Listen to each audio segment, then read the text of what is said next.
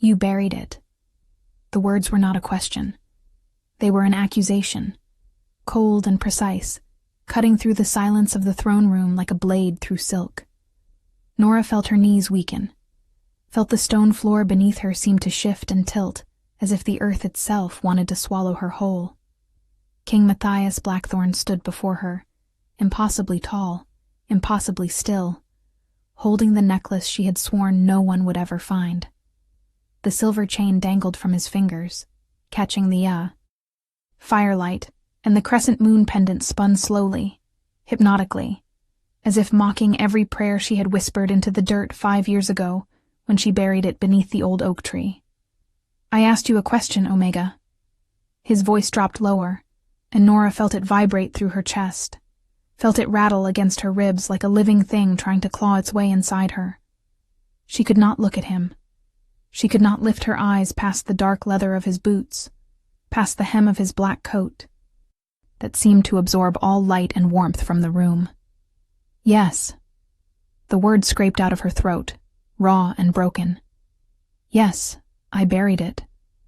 The admission felt like stepping off a cliff, like that terrible moment between falling and hitting the ground when you know the impact will destroy you, but you are still, impossibly, alive. The Alpha King moved closer. Nora heard each footstep, measured and deliberate, and her wolf whimpered somewhere deep inside her chest, where it had been sleeping for so long she had almost forgotten it existed. Almost. She had spent 5 years being invisible, 5 years scrubbing floors and peeling vegetables in the palace kitchens, 5 years keeping her head down and her scent suppressed and her past buried so deep she sometimes believed her own lies. But now he was close enough that she could smell him, cedarwood and smoke, and something wild and ancient that made her wolf stir restlessly. Look at me. It was not a request. Nora forced her eyes upward, past the broad chest and strong jaw, past the cruel mouth that never smiled, until she met his gaze. His eyes were amber, the color of honey held up to firelight, the color of danger and power and things that could burn you alive if you got too close. For a moment, something flickered in those eyes, something that looked almost like recognition, almost like pain. Then it was gone, replaced by the icy control that everyone in the 5 kingdoms feared. Do you know what this is? He held the necklace higher, and Nora saw her mother's blood still stained into the clasp, dark and permanent, a memorial to a death she had been too young to prevent or understand. It is a necklace. Her voice came out steadier than she expected, and she clung to that small victory even as her heart hammered against her ribs hard enough to bruise. It belonged to my mother. Matthias Blackthorn studied her face with an intensity that felt like being dissected, like he could see through skin and bone into the terrified girl beneath. Your mother. He repeated the words slowly, tasting them, testing them. And who was your mother, Omega? What was her name? Nora opened her mouth, but no sound came out. The question she had been running from for 5 years, the question that had chased her through nightmares and waking hours alike, the question she could not answer without destroying everything. I do not know. The lie felt like acid on her tongue. She died when I was 3. I barely remember her. The king's jaw tightened, a muscle jumping beneath the skin, and Nora knew he did not believe her. Of course he did not believe her. Alpha Kings did not survive by accepting convenient lies, and Matthias Blackthorn had not united 5 warring packs under his rule by being naive or merciful. Guards found this buried 3 feet deep beneath the eastern oak, he said, his voice taking on a dangerous quiet that was somehow worse than shouting. The tree that marks the border of what used to be Moon. Blessed territory before the massacre. Before every man, woman, and child of that bloodline was slaughtered 20 years ago. He paused, letting the words sink into her skin like poison. Every single one. Or so we believed. Nora felt the blood drain from her face.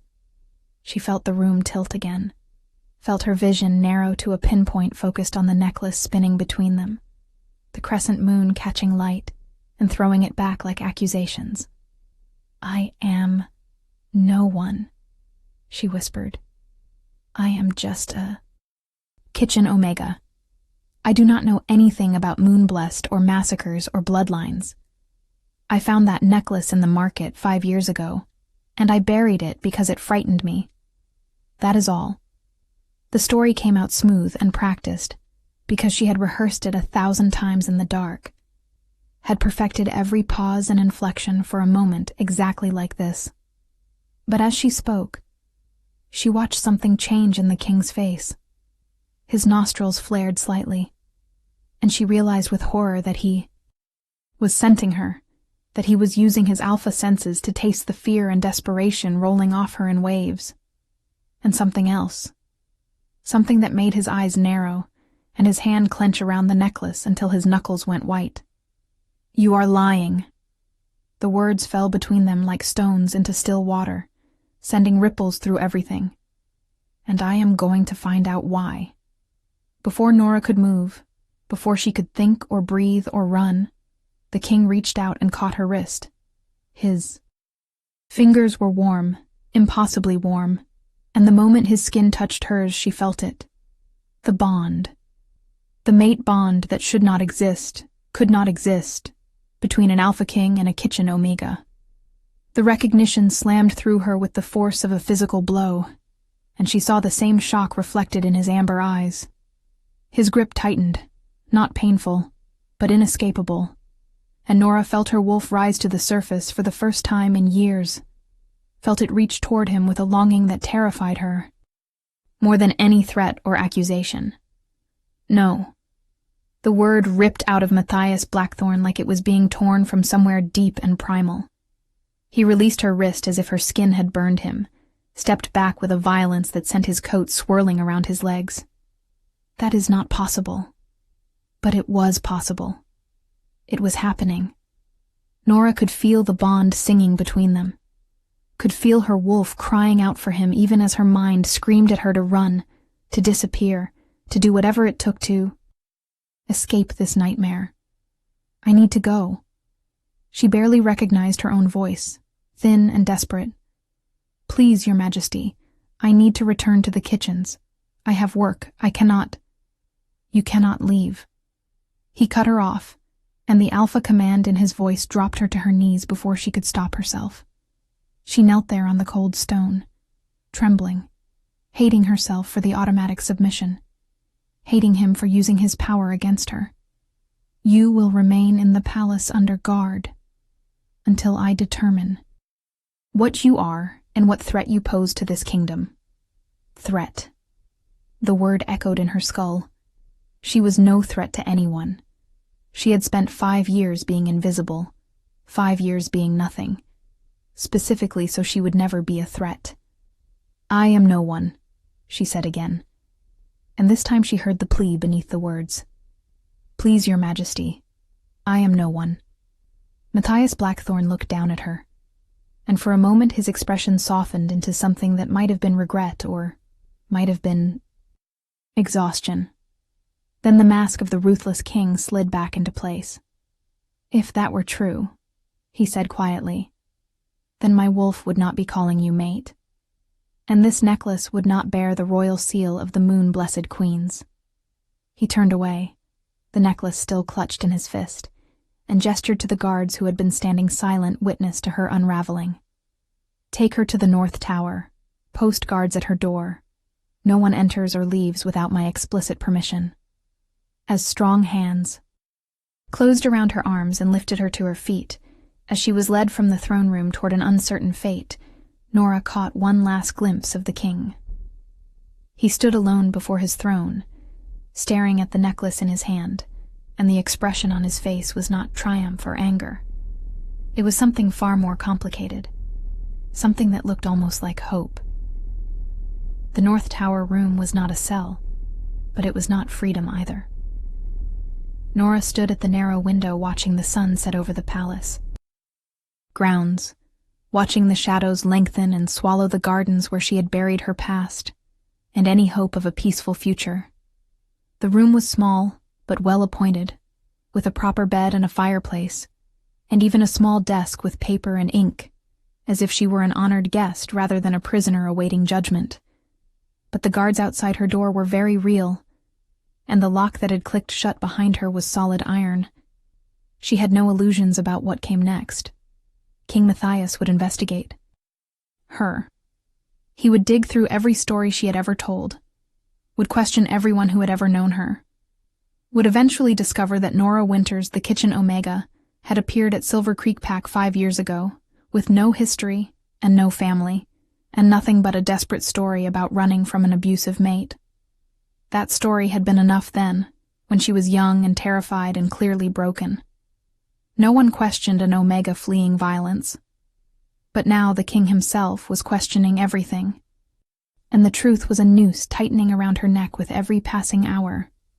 She touched her wrist where he had grabbed her, where his skin had met hers, and the mate bond had flared to life between them like lightning striking dry timber. Even now she could feel it humming beneath her skin, a connection she did not want and could not afford. Matthias Blackthorne was engaged to Lady Cassandra Nightshade, a brilliant political match that would unite the Nightshade and Blackthorne territories and cement his power across the kingdom. The wedding was planned for the next full moon, barely 3 weeks away. The entire court was already preparing for the celebration. And now Nora had appeared like a ghost from his past, tied to a bloodline everyone believed extinct, carrying a mate bond that threatened to destroy carefully laid plans and political alliances. She should have run years ago, should have taken the necklace and disappeared into the human territories where no pack law could reach her. But she had been so tired of running, so desperate for somewhere to belong, even if that belonging meant scrubbing floors and keeping her head down and pretending to be someone she was not. A knock at the door made her spin around, her heart leaping into her throat. But it was not the king. A young servant girl entered carrying a tray of food, her eyes downcast, her movements quick and nervous. "His Majesty sent dinner, miss." The girl set the tray on the desk without meeting Nora's eyes. "He says you are to eat and rest. He will speak with you again in the morning." "Wait." Nora caught the girl's arm as she turned to leave. "Please, what are people saying? About me?" The servant girl bit her lip, clearly torn between discretion and gossip. "They are saying you might be moon-blessed," she whispered finally. "They are saying the king found proof. Lady Cassandra is furious. She has been in his study for hours." Of course she had. Cassandra Nightshade was not a woman who accepted threats to her position gracefully. Nora had seen her around the palace, all ice and elegance and barely concealed ambition. She ruled the court with a combination of charm and calculated cruelty, and everyone knew she had been grooming herself to be queen since childhood. The discovery of a potential mate bond between the king and a Kitchen Omega would be more than an inconvenience. It would be a declaration of war. "Thank you." Nora released the girl's arm and watched her hurry out, the lock clicking shut once more. She stared at the food on the tray without appetite, her mind racing through possibilities and finding nothing but dead ends. If she denied everything, if she insisted she was just an Omega who found a necklace, would Matthias believe her? And even if he did, would he let her go knowing what they both felt when they touched? The mate bond was sacred law among wolves. To deny it was to deny the moon goddess herself. She did not sleep that night. She sat at the window, watching stars wheel overhead, watching the moon rise full and silver over the mountains, feeling her wolf stir and pace inside her chest. It had been dormant so long, suppressed by her fear and determination to hide, but now it was waking. Now it sensed its mate nearby, and it wanted out, wanted to run to him, wanted to complete the bond that fate had decided for them. "No," Nora whispered into the darkness. "We cannot. He will destroy us." But her wolf did not care about danger or politics or the massacre that had stolen her family. Her wolf only knew that its mate was close, that the other half of its soul was separated by walls and guards and circumstances, and that was a pain worse than any physical wound. When dawn came pale and cold through the window, Nora heard footsteps in the corridor. Heavy footsteps, measured and deliberate. She knew who it was before the lock turned, before the door swung open to reveal King Matthias Blackthorne standing on the threshold. He looked like he had not slept either. His dark hair was disheveled, his jaw shadowed with stubble, his amber eyes bloodshot and haunted. He held the necklace in his hand still, like he had been carrying it all night, like he could not bear to let it go. "I need the truth." His voice was rough, scraped raw by exhaustion or emotion or both. All of it. No more lies. Nora stood, wrapping her arms around herself as if she could hold her secrets inside by physical force alone. "I told you the truth. I found the necklace. I buried it. That is all I know." Matthias stepped into the room, and the guards pulled the door closed behind him, leaving them alone. The space suddenly felt smaller, the air thicker, charged with tension, and the mate bond that neither of them could ignore. "Do not insult my intelligence." He moved closer, and Nora forced herself not to retreat, not to show the fear that was making her hands shake. "I have spent the night reviewing records, questioning the few survivors who remember. The Moon-Blessed Massacre. This necklace is not something you find in a market. It is the royal seal, passed from mother to daughter through the Moon-Blessed line for 300 years. The last person to wear it was Queen Ariana Moon-Blessed, who died in the massacre 20 years ago. He paused, his eyes boring into hers. She had a daughter, 3 years old. The girl was never found. Everyone assumed she died with her mother, that her body was simply lost in the chaos. Nora felt tears sting her eyes and blinked them back furiously. She would not cry. She would not give him that. "Maybe someone took it from the Queen's body," she said, but her voice wavered. "Maybe it has been passed around for years. Maybe you're sent." Matthias cut through her desperate theories with 2 words. "It is on the necklace. Old, faded, but unmistakable. You have been wearing this since you were a child, and you took it off 5 years ago when you came to this palace, and buried it to hide what you are." He took another step closer, and now they were close enough that Nora could feel the heat radiating from his body, could smell the cedar wood and smoke that made her wolf keen with longing. "You are Moon-Blessed, the last of your line, the rightful heir to the Eastern Territories." "No." The word came out broken. "I am no one. I do not want territories or titles or any of this. I just want to survive. Please." The plea slipped out before she could stop it. "Please, Your Majesty. Let me go. Forget you found the necklace. Marry Lady Cassandra and unite your kingdoms, and I will disappear. I am good at disappearing. You will never see me again." Something flashed across Matthias's face, something that looked like pain. "I cannot do that." "Why?" Nora's voice rose, desperation cracking through her careful control. "Why does it matter? The Moon-Blessed are gone. That bloodline ended 20 years ago. Let it stay dead. Because you are my mate." The words fell between them like a bomb exploding in slow motion. "Because the moment I touched you, I felt it. And I know you felt it too. Because the mate bond is sacred law, and to deny it would make me no better than the monsters who slaughtered your family." His voice dropped to something almost tender, almost vulnerable. "And because I have spent 20 years trying to atone for what happened to the moon, blessed, and I will not let the last survivor of that massacre disappear into nothing because acknowledging her existence is inconvenient." Nora stared at him, seeing him clearly for the first time, seeing past the cruel king reputation to the man beneath, the man who carried guilt like a physical weight, who looked at her with something that might have been hope if hope were not so dangerous. "You were there," she whispered. "During the massacre. You saw what happened." Matthias's jaw tightened. I was 16. My father was fighting to unite the Pax under his rule, and he saw the Moon Blessed as a threat to his power. Their magic was too strong, their influence too great. So he orchestrated their destruction and called it collateral damage of war. He looked away, staring at something Nora could not see, something in the past that still haunted him. I tried to stop it. I was just a boy, but I tried. I got to your mother's chambers too late. She was already dying, but she made me promise to protect you if you were still alive, to keep the Moon-blessed legacy safe.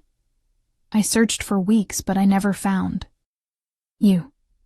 Eventually, I convinced myself you must have died too. The pain in his voice was real. Nora could feel it through the mate bond, could feel the years of guilt and grief he had carried. But sympathy was a luxury she could not afford. So, this is about your guilt, she said flatly. About redemption. I am not a person to you. I am a way to make yourself feel better about the past. No. The word came out sharp and fierce. Matthias closed the remaining distance between them and caught her, face in his hands, forcing her to meet his eyes. You are my mate. You are the woman my wolf has been searching for my entire life. The Moon-blessed legacy is important, and the truth about the massacre needs to be revealed, but that is not why I cannot let you go. His thumbs brushed over her cheekbones, gentle despite his intensity. I cannot let you go because losing you would destroy me. The mate bond flared between them at his touch, stronger than before, nearly overwhelming. Nora felt her wolf surge up, felt it crying yes, yes, yes, even as her mind screamed warnings about danger and politics and the impossibility of this situation. You are engaged, she managed. In 3 weeks you marry Cassandra Nightshade. I will break the engagement. The certainty in his voice sent chills down her spine. The mate bond supersedes all other commitments. It is Moon law. She will not accept that. The Nightshade Pack will not accept that. You are talking about starting a war. Nora tried to pull away, but his hands held her steady, kept her anchored when she wanted to flee. And what about me? I never asked to be Moon-blessed. I never wanted this legacy or this power, or any of the responsibility that comes with it. I just wanted to be left alone. I know. Matthias's voice softened. I know you are frightened. I know you have spent years hiding, years surviving, and now I am asking you to step into danger and claim a birthright you never wanted. But you are the last Moon-blessed.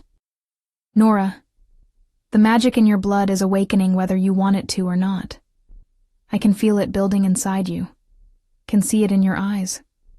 If you do not learn to control it, if you do not accept what you are, it will consume you. His words hit too close to truth. Nora had been feeling it for weeks now, the restless energy beneath her skin, the way shadows seemed to move when she walked past, the dreams of running through moonlit forests with silver light trailing from her fingertips. She had been ignoring it, suppressing it, but she could not suppress it forever. What if I am not strong enough? The question came out small and scared, and she hated herself for the vulnerability. What if I claim this legacy and I fail? What if I cannot control the power, or lead the people, or be what everyone needs me to be? Then I will be there to catch you. Matthias leaned down until his forehead rested against hers, until they were breathing the same air. I will teach you to control your power. I will protect you from those who would use or destroy you, and I will stand beside you when you reclaim what was stolen from your family. His eyes searched hers, earnest and intense. But you have to trust me. You have to stop running. If you are enjoying this story, do not forget to leave a like and subscribe to the channel for more emotional stories like this one. Trust. The word felt foreign on her tongue, impossible and terrifying, and maybe the only option she had left. Nora closed her eyes, felt the mate bond humming between them, felt her wolf settling into a contentment it had never known before. When she opened her eyes again, Matthias was still there, still waiting, still offering her a future that seemed like madness. "If I do this," she said slowly, "if I agree to accept my heritage and let you break your engagement and face whatever consequences come, you have to promise me something. Anything. You have to help me find out who really ordered the massacre." Nora's voice hardened. "My mother told me things before she died, things I did not understand when I was 3, but that I have remembered all these years. She said it was not just your father who wanted the Moon-Blessed destroyed. She said there was a traitor, someone close to the Moon-Blessed court who betrayed us from within. Someone who is still alive." Matthias went very still. "Are you certain?" "I remember her words exactly. She said trust no one with ancient blood. She said the traitor wears 2 faces. She said they would come for me if they knew I survived." Nora met his eyes steadily. "If I am going to step out of the shadows and claim my birthright, I need to know who to fear. I need to know who wanted my family dead and why." The king was quiet for a long moment, his expression thoughtful and troubled. "If there is a traitor with ancient blood still living, someone who has hidden their involvement for 20 years, exposing them will be dangerous. They will do anything to protect their secret. I know." Nora straightened her shoulders, feeling something settle inside her, some decision made. "But I am tired of being afraid. I am tired of hiding who I am because of what someone else did to my family. If you are asking me to be moon-blessed, to claim that legacy and that power, then I am going to do it right. I am going to finish what they started 20 years ago when they tried to destroy us. I am going to find justice for my mother." Matthias studied her face, and then, slowly, deliberately, he smiled. It transformed his severe features, made him look younger and less burdened, and Nora felt her breath catch at the beauty of it. "There she is," he murmured. "There is the Moon-Blessed Queen I have been waiting for." He released her face, but caught her hand instead, threading his fingers through hers. "Very well. We will find your mother's killer together. But first, you need to learn to control your power, and I need to break an engagement and deal with the political fallout. Are you ready for what comes next?" Nora looked down at their joined hands, at the way his large, calloused palm engulfed her smaller one, at the rightness of it, despite everything telling her this was impossible. "No," she admitted, "but I will do it anyway." The next 3 days passed in a whirlwind of revelation and preparation that left Nora's head spinning. Matthias moved her from the tower to a suite of rooms in the royal wing, rooms that had once belonged to visiting dignitaries and now were hers alone. He assigned her a personal guard, a stern woman named Helena, who had served in his father's army and now watched Nora with sharp, intelligent eyes that missed nothing. And he began teaching her about her power, about the magic that flowed through moon-blessed blood. They met in a private training room deep beneath the palace, a space warded against observation where Nora could practice without fear of being seen. Matthias brought books, old texts written in the flowing script of the moon-blessed language that Nora could somehow read despite never learning it.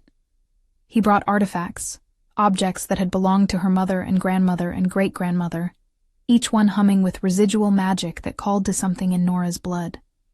"Moon-blessed power is different from normal wolf magic," Matthias explained, as they stood in the center of the warded room, moonlight filtering through a high window to puddle silver on the stone floor. "It is older, more primal. Your ancestors could call moonlight itself, could weave it into shields and weapons and healing.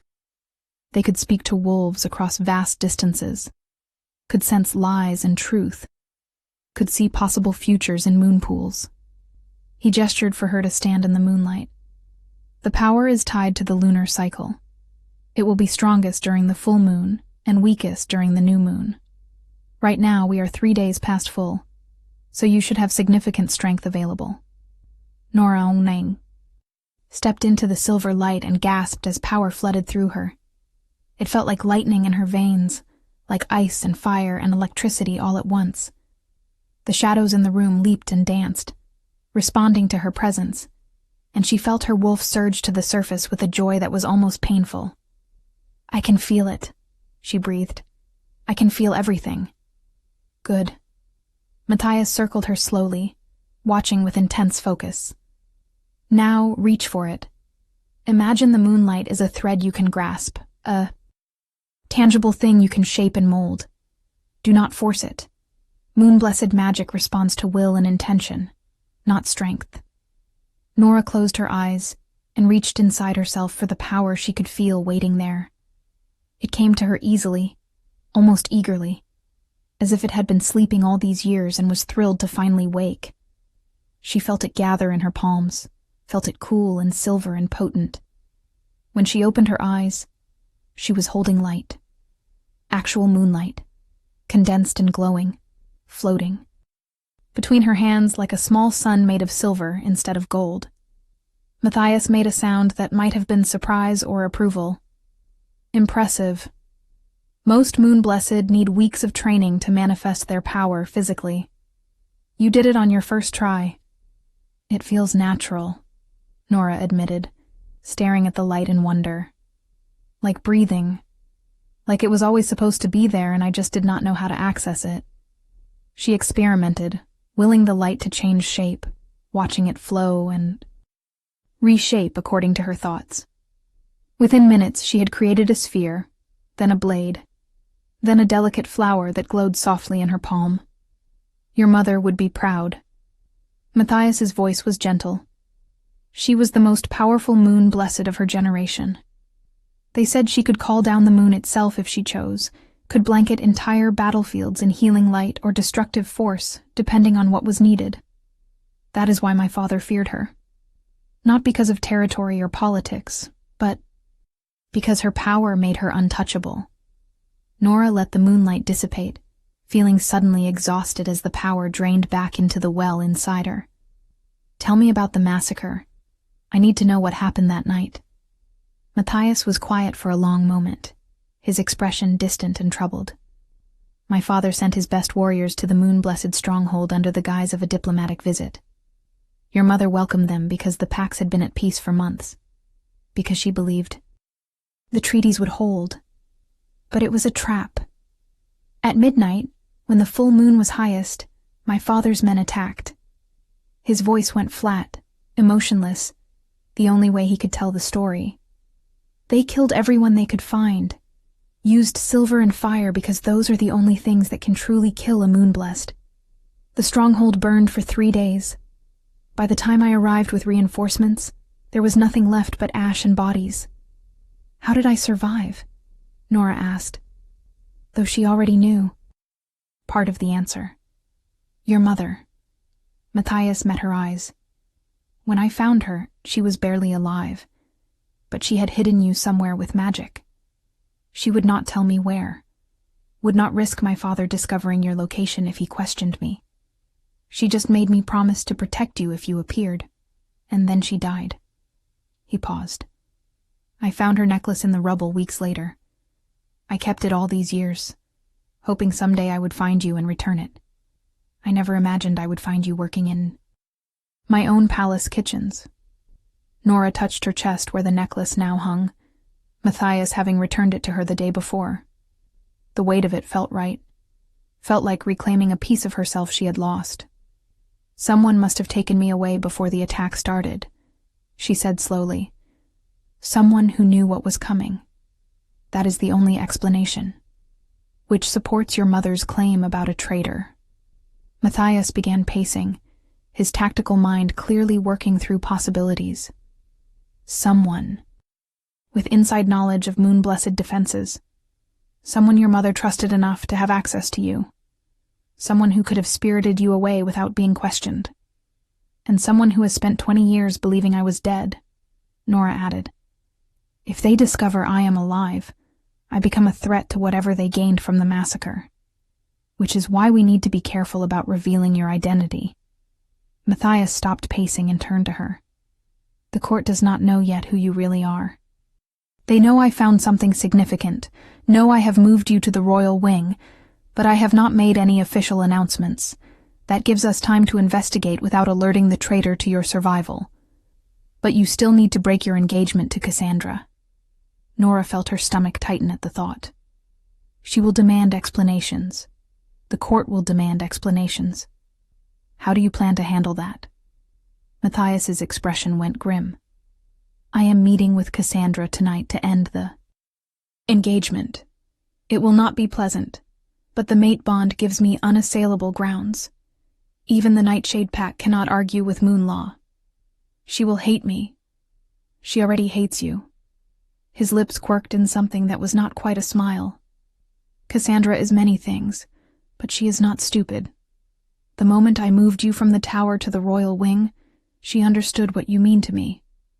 Right now she is trying to find leverage, some way to force me to honor our agreement despite the mate bond.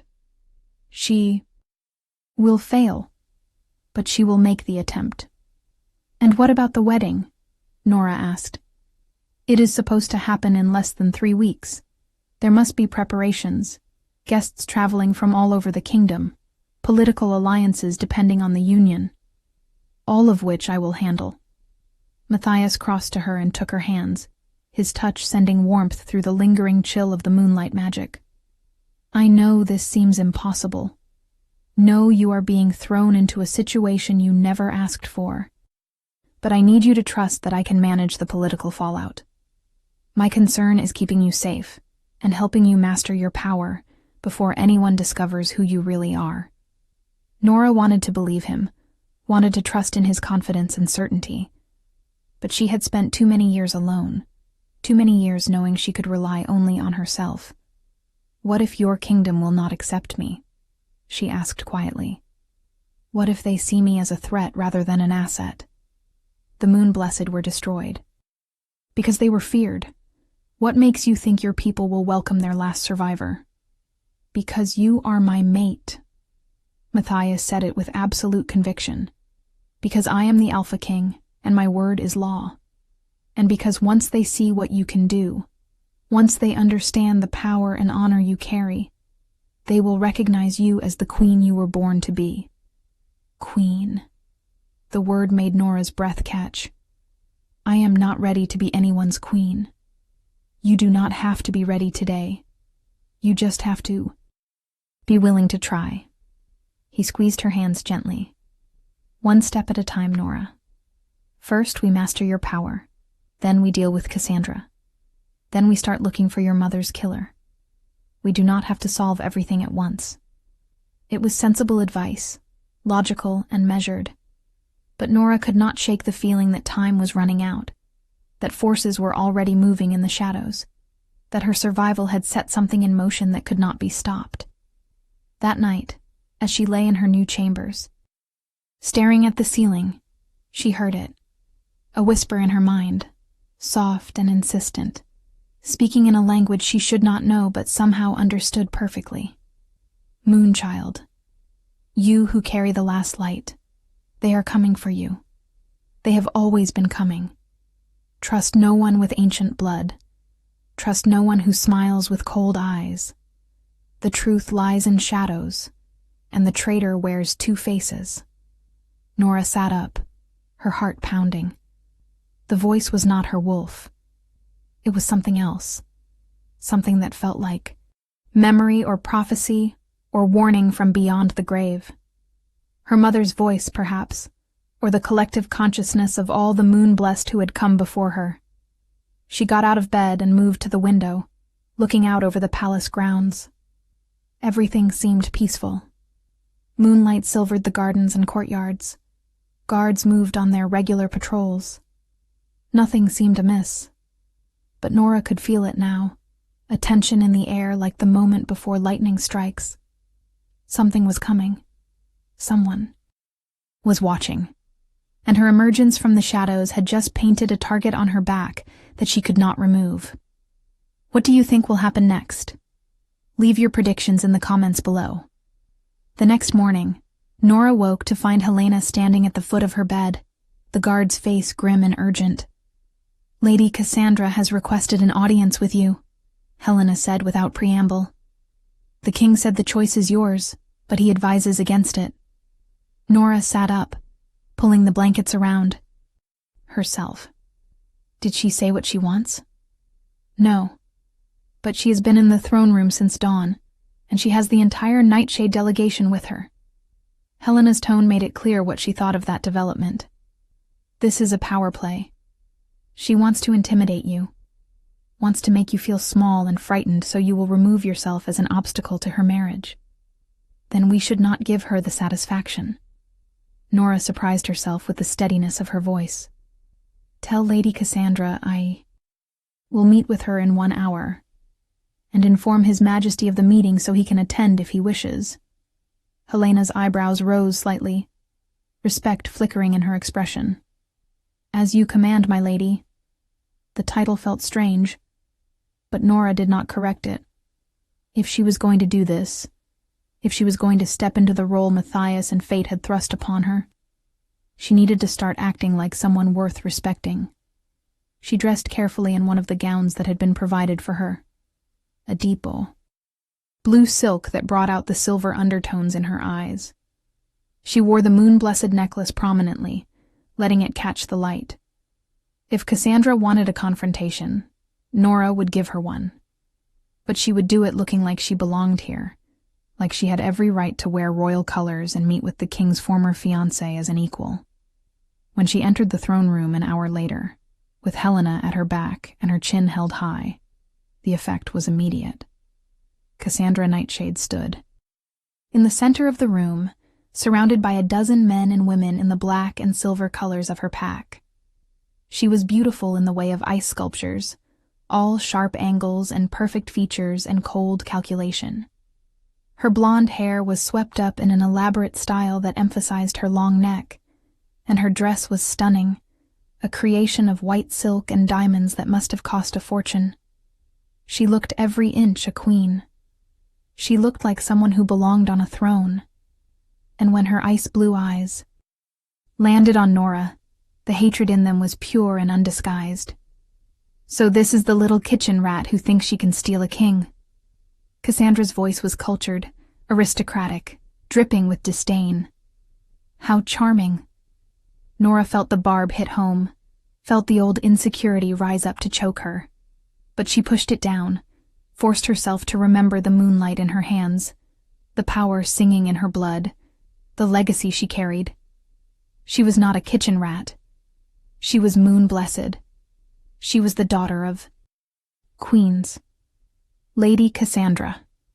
Nora inclined her head politely, refusing to be baited. You requested this meeting. How may I assist you?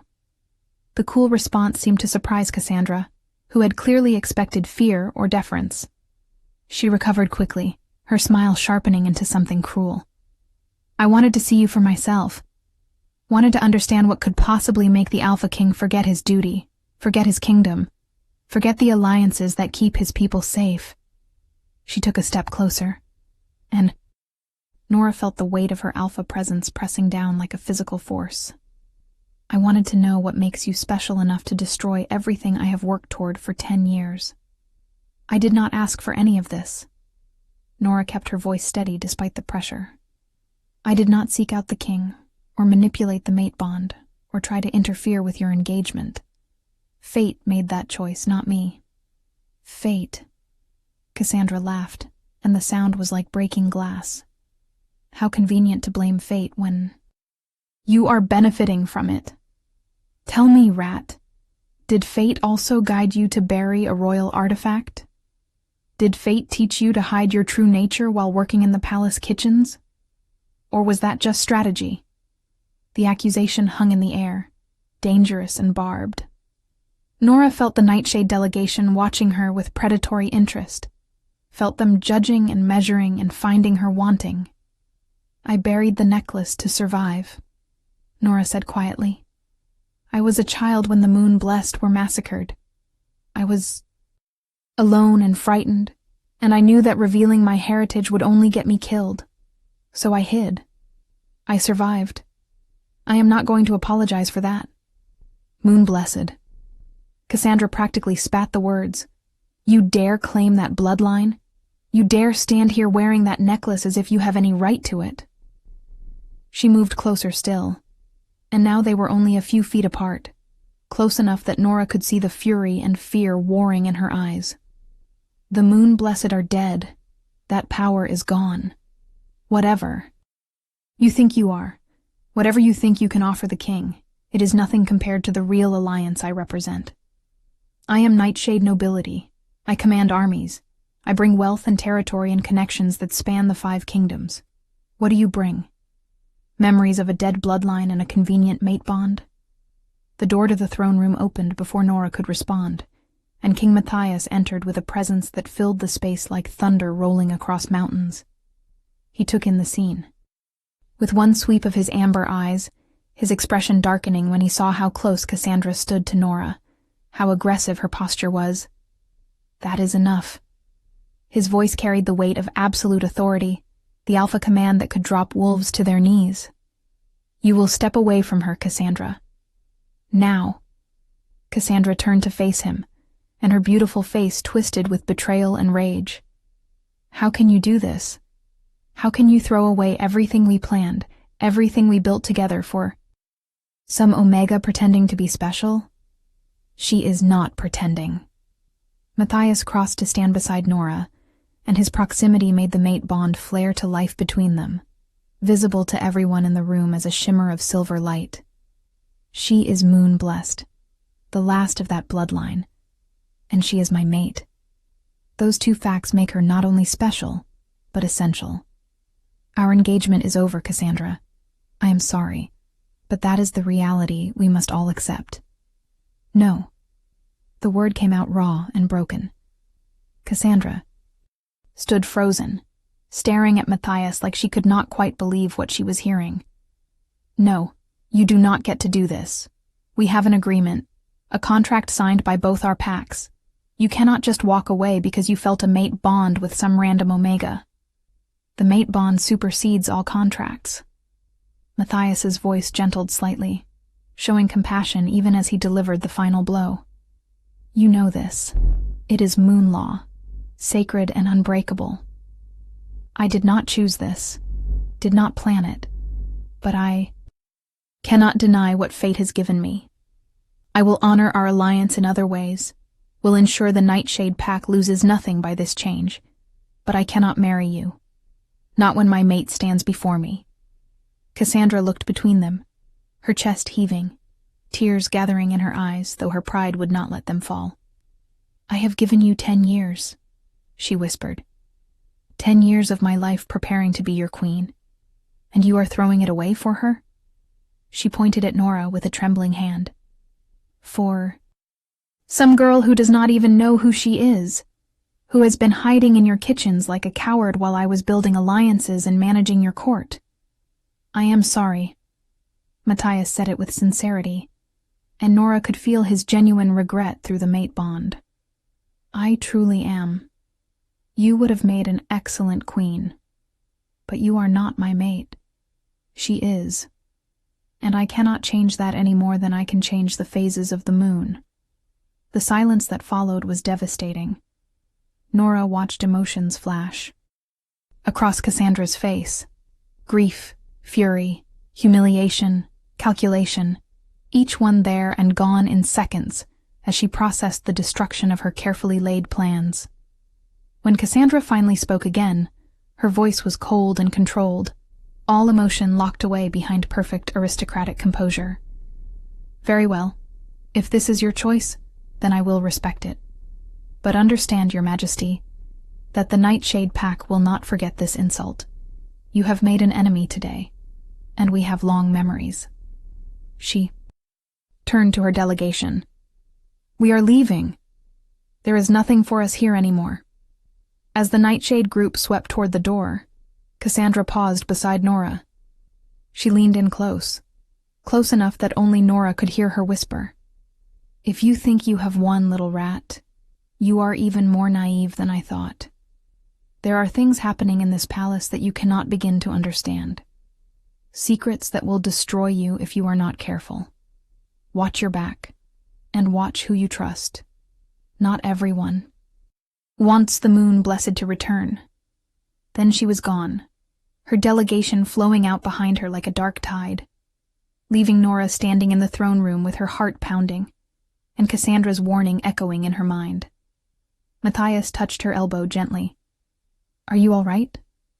Nora nodded, not trusting her voice. She kept thinking about what Cassandra had said, about secrets and danger, and not everyone wanting the moon blessed to return. It could have been empty threats, the bitter words of a woman whose future had just been ripped away. But something in Cassandra's eyes had looked almost like genuine warning, like she knew something Nora needed to know. "She is angry," Matthias said, misreading her silence. "But she will accept it eventually. The Nightshade Pack is pragmatic. They will find another alliance, another way to strengthen their position. This is politics, and politicians always adapt. It is not just politics to her." Nora finally found her voice. "She loved you. Or at least she loved the idea of being your queen. We just destroyed her life's work in front of her entire delegation. She will not forgive that easily." "I know."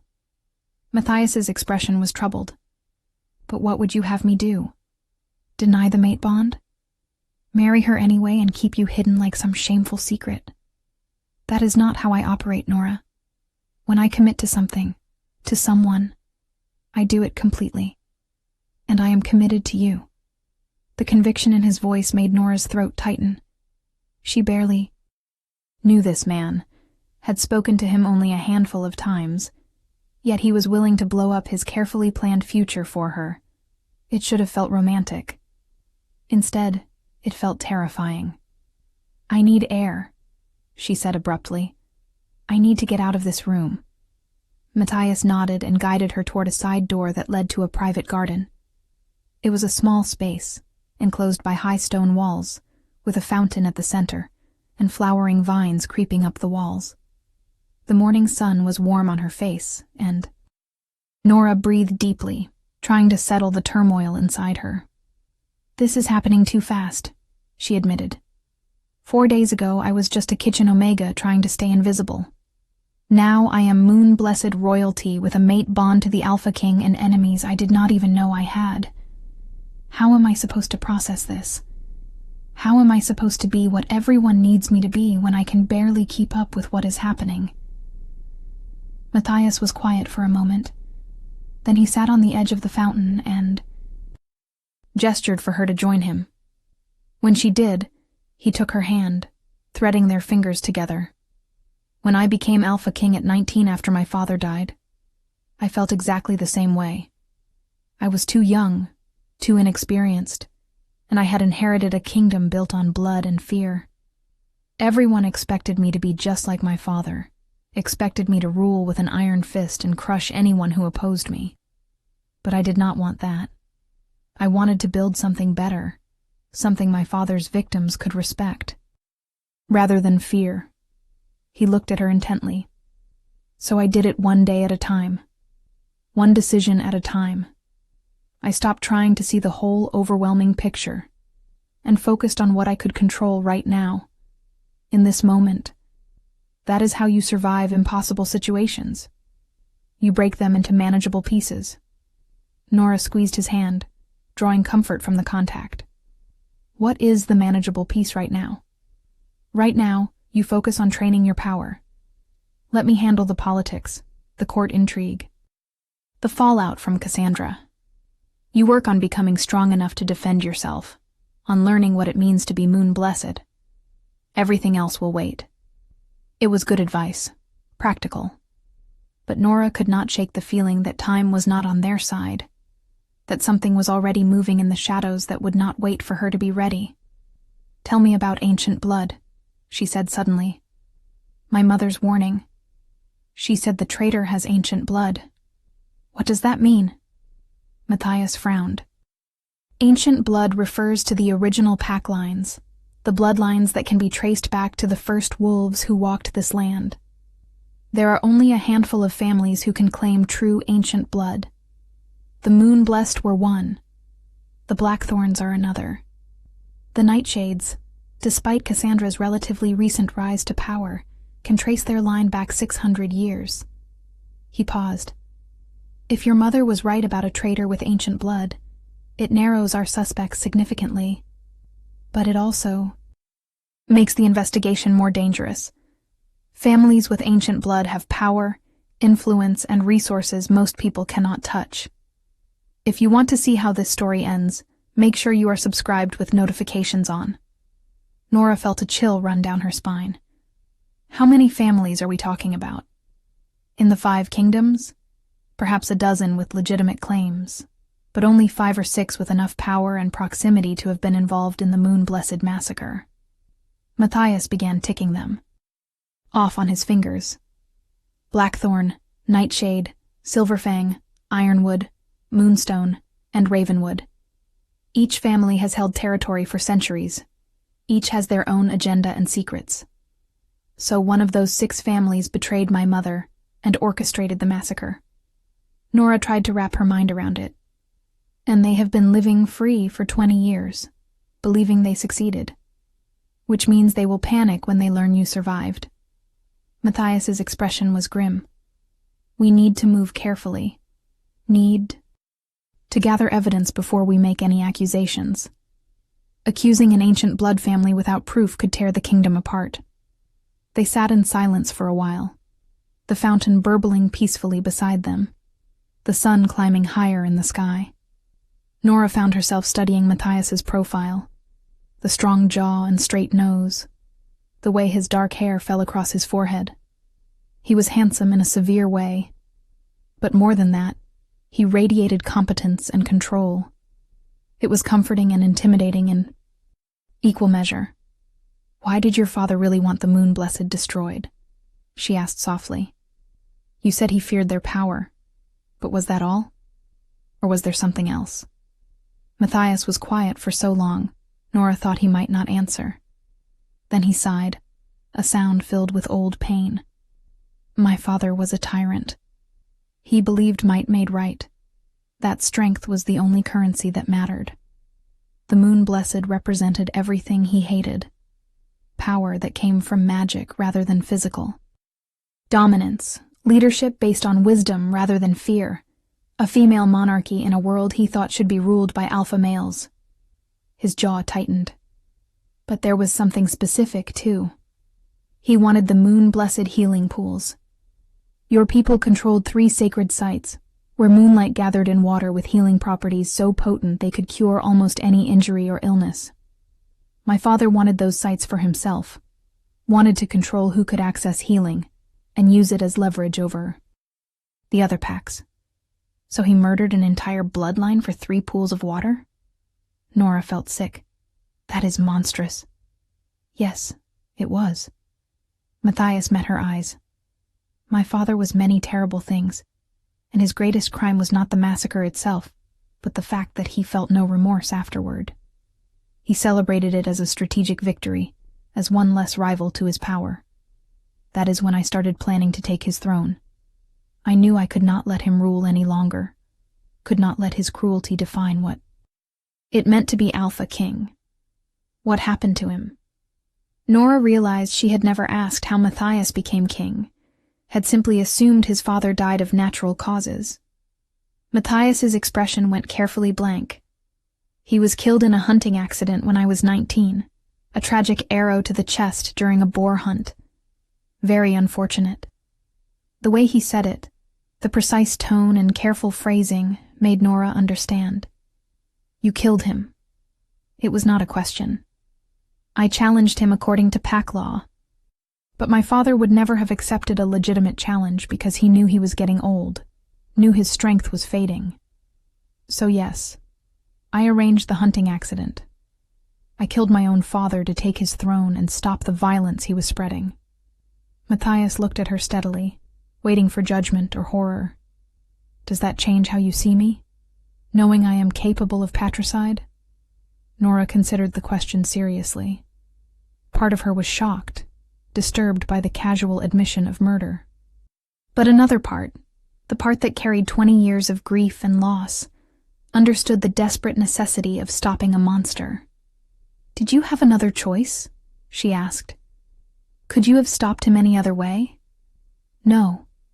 He would have killed me first if he suspected I was plotting against him. And he would have continued destroying packs and families in his quest for total dominance. The Moonblessed were not his only victims, just his most famous ones." Matthias ran a hand through his hair, suddenly looking exhausted. "I do not regret killing him, but I carry the weight of it every day. It is one of the reasons I need to find your mother's killer, need to bring justice for the massacre. I can never erase what my father did, but I can try to make amends." Nora shifted closer to him on the fountain's edge. "You are not responsible for your father's crimes. You were a child when the massacre happened. You could not have stopped it. I know. Logically, I know that. But it does not make the guilt any easier to carry." He looked at their joined hands. "You understand, though, do not you? You carry your own guilt for surviving when everyone else died. It is not rational, not justified, but it is there regardless." He was right. Nora did carry that guilt, had carried it for 20 years like a stone in her chest. The irrational conviction that she should have died with her mother, that her survival was somehow a betrayal of everyone who did not make it. "Maybe we can help each other," she said quietly.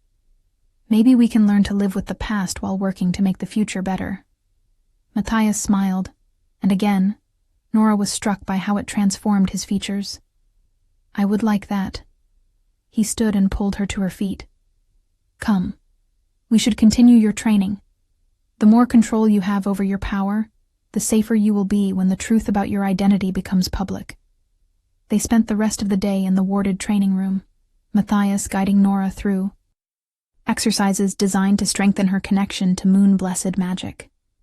She learned to call moonlight even during the day, learned to weave it into barriers and projectiles, learned to sense the lunar energy flowing through the earth beneath her feet.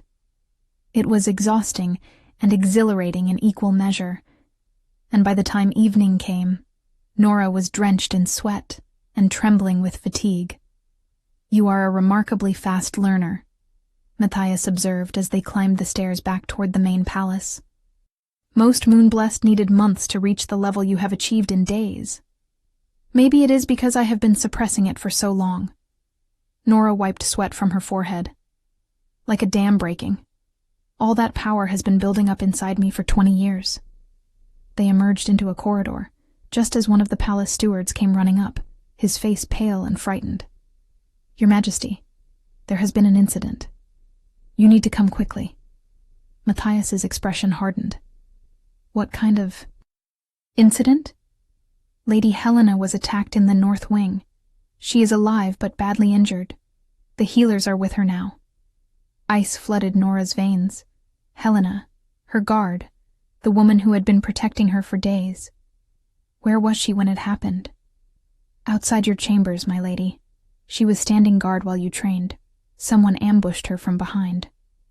The steward swallowed nervously. "They left a message carved into the wall beside her.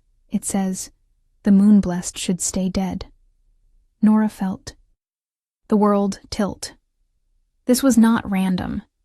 This was not coincidence. Someone knew who she was. Someone knew she was Moonblessed. And they had just declared war. Matthias grabbed her arm, his grip tight enough to bruise. "We are going to your chambers. Stay close to me and do not touch anything." They ran through the palace corridors, guards falling in around them, until they reached the North Wing, where Nora's rooms were located. Helena lay on the floor in a pool of blood, healers working frantically over her unconscious form. And there on the wall, carved deep into the stone with something sharp and silver, were the words the steward had described. The Moonblessed should stay dead. But that was not all. Beneath those words was a symbol, ancient and unmistakable. A crescent moon pierced by a sword. The mark of the Moonstone family, one of the 6 ancient bloodlines Matthias had named. "No," Matthias breathed. "It cannot be them." But the evidence was literally carved into his palace walls. Someone from the Moonstone family had just tried to kill Helena as a warning to Nora. Someone with ancient blood, just as her mother had predicted. The traitor had revealed themselves, and the hunt had officially begun. Nora stood frozen, staring at the symbol carved into the stone, feeling her world narrow to that single point of focus. The Moonstone family. Ancient blood. The mark left deliberately, arrogantly, as if daring someone to act on the information. Why would they reveal themselves? Like this? She asked, her voice sounding distant to her own ears. It makes no sense. If they wanted me dead, why not just kill me? Why leave evidence? Matthias was already issuing orders to the guards surrounding them, his voice clipped and precise. Lock down the palace. No one enters or leaves without my explicit permission. I want every member of the Moonstone delegation questioned and accounted for. And I want a full security detail on Lady Nora at all times. He turned to her, his amber eyes fierce. This is a message, but not the one you think. This is someone telling us they are powerful enough to strike at the heart of my palace and arrogant enough to mark their work. They are not afraid of being discovered because they believe they are untouchable. The Moonstones have been your allies for years, one of the senior guards pointed out. Lord Damien Moonstone himself attended your coronation. His daughter Lyanna serves on your council. Surely you do not believe they would betray you this openly? I do not know what to believe yet. Matthias's jaw was tight with barely contained rage. But someone used their symbol, which means either the Moonstones are responsible or someone is trying to frame them. Either way, we investigate thoroughly before we make accusations. He looked down at Helena, who the healers were now carefully moving onto a stretcher. How bad is she? The head healer, an elderly woman named Mira, shook her head grimly. Silver poisoning. Deep. Cuts laced with silver dust. She will survive, but her wolf may be permanently damaged. Whoever did this knew exactly where to cut, exactly how much silver to use to cripple without killing immediately. Silver poisoning was a death sentence for most wolves, but Helena's military training and exceptional strength must have kept her alive long enough for help to arrive. Still, a wolf whose inner beast was damaged could never fully heal, never completely trust their instincts, or access their full strength. It was a fate some considered worse than death. Find who did this, Nora said softly, but there was steel beneath her quiet tone. Find them, and make them answer for what they have done to Helena. She was only hurt because she was protecting me. This is my fault. No. Matthias caught her face in his hands, forcing her to meet his eyes. This is the fault of whoever wielded that blade. Do not take their guilt onto yourself. Helena knew the risks when she accepted the position as your guard. She chose to protect you, and she would be furious if you dishonored her choice by claiming responsibility for someone else's violence. He was right, but it did not make the guilt any lighter. Nora pulled away and walked to the wall, studying the carved symbol more closely. The crescent moon was rendered in perfect detail, every curve precise, the sword piercing through its center positioned with artistic skill. Whoever had carved this was no amateur. This was done slowly, she murmured. Not in a rush. Look at the depth and consistency of the lines. Someone stood here for minutes, possibly longer, carefully creating this symbol while Helena bled out beside them. She looked back at Matthias. They wanted us to see their work, wanted us to appreciate the craft of it. Matthias moved to stand beside her, examining the carving with a critical eye. You are right. This was not a heat-of-the-moment decision. This was planned, executed with precision, which means the attack on Helena was never meant to kill. It was meant to deliver a message. What message? Nora turned to face him. That the Moon-Blessed should stay dead? We already knew someone wanted that. Why reveal themselves now, after successfully hiding for 20 years? Because you stopped hiding. The answer came from the doorway. Nora spun to see a woman standing there, tall and elegant, with silver-streaked black hair and eyes the exact color of moonstone, pale gray with hints of iridescent blue. She wore the formal robes of the Moonstone family, and her presence carried the weight of ancient power. Lady Lyanna. Matthias acknowledged her with a slight nod, though his body remained tense, ready for threat. This is not a good time. I imagine not, considering someone has carved my family's symbol into your palace walls as part of a threat. Lyanna Moonstone moved into the room with fluid grace, her gaze sweeping over the scene before landing on Nora. You must be the girl everyone is whispering about, the one who has thrown the court into chaos. I am Nora. She lifted her chin, refusing to be intimidated even as she felt the power radiating from this woman. Ancient blood, her mother's voice whispered in her memory. Trust no one with ancient blood. I did not ask for any of this chaos. Few of us ask for the roles fate assigns. Lyanna's expression was unreadable, but we play them regardless. I heard rumors that you might be moon-blessed. Looking at you now, I see those. Rumors are true. You have the eyes. That particular shade of silver is unique to that bloodline. And your family's symbol is carved into my wall beside a warning that my bloodline should stay dead. Nora kept her voice even, despite the fear coiling in her stomach. Forgive me if I am not inclined to trust anything you say right now, Lady Lyanna. The older woman's lips quirked in something that might have been respect, or might have been amusement. Fair enough, but consider this. If I wanted you dead, you would be dead. I am one of the most powerful magic users in the 5 kingdoms, second only to what the Moon-Blessed could achieve at their height. If I had attacked your guard, she would not have survived long enough for healers to arrive, and I certainly would not have left my family's symbol as evidence. She gestured at the wall dismissively. This is amateur hour. Someone trying to frame the Moonstones, or someone pretending to be Moonstone who lacks the skill to properly replicate our work. How do we know you are not lying? Matthias asked bluntly. How do we know this is not exactly what you want us to think while you cover your tracks? Lyanna turned her full attention to the king, and Nora felt the temperature in the room drop several degrees. Because, Your Majesty, my family has been loyal to the Blackthorn throne for 300 years. Because my grandfather died defending your grandfather during the Western Rebellion. Because I personally trained half your royal guard in defensive magic, and I have spent the last decade helping you rebuild what your father destroyed. Her voice took on an edge. I am many things, but I am not a traitor, and I resent the implication. Then help us find who is. Matthias matched her intensity. If someone is using your family's symbol, if someone is trying to frame you or simply steal your identity for their own purposes, you should want them caught as much as we do. Lyanna was silent for a long moment, her moonstone eyes distant and calculating. Then she nodded slowly.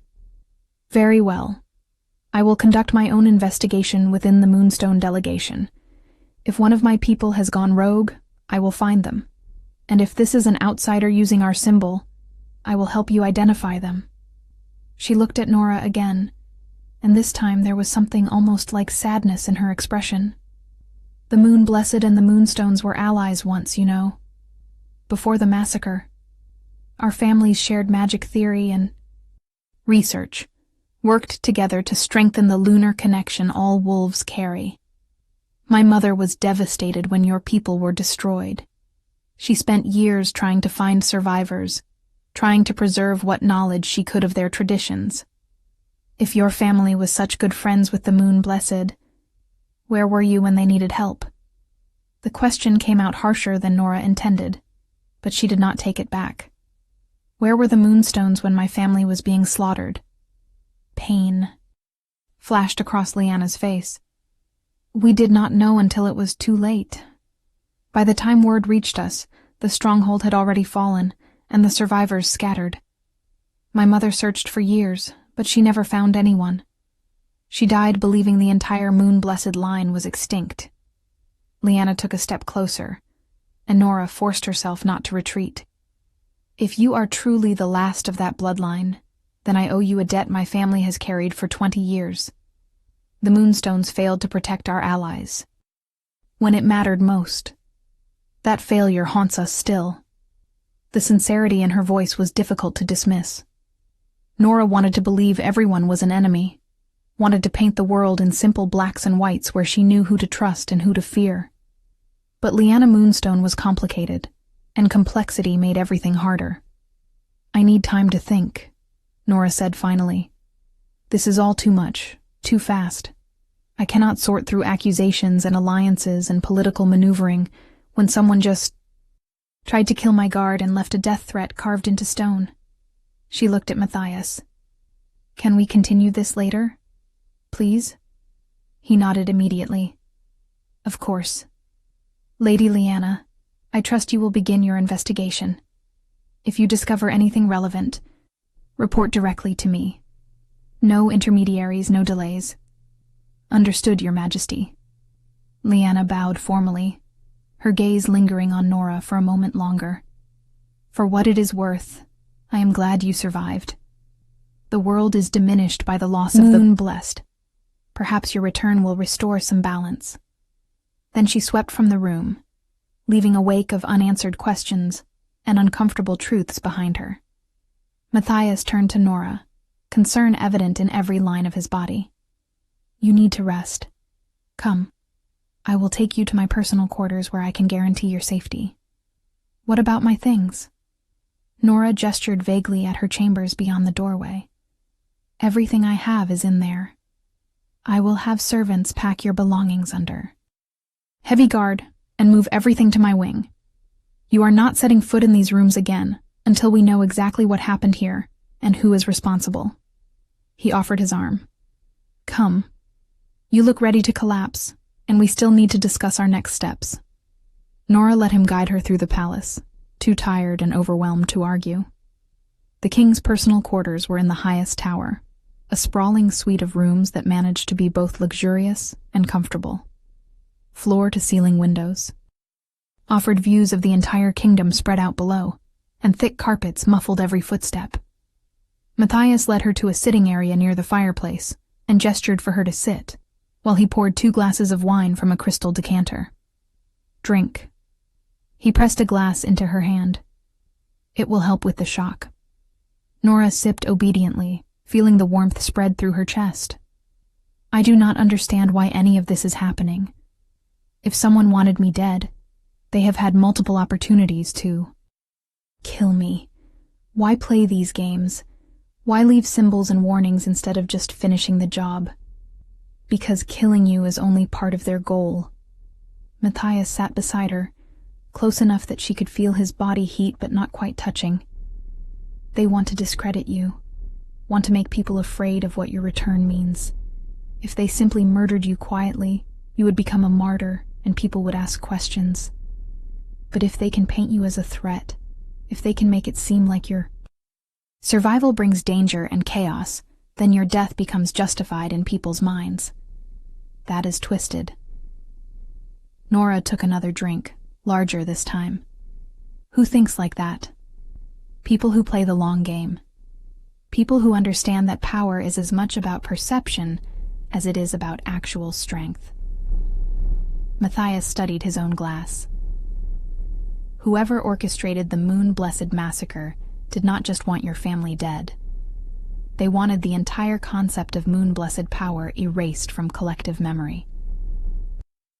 They wanted people to forget what your bloodline could do, what it represented.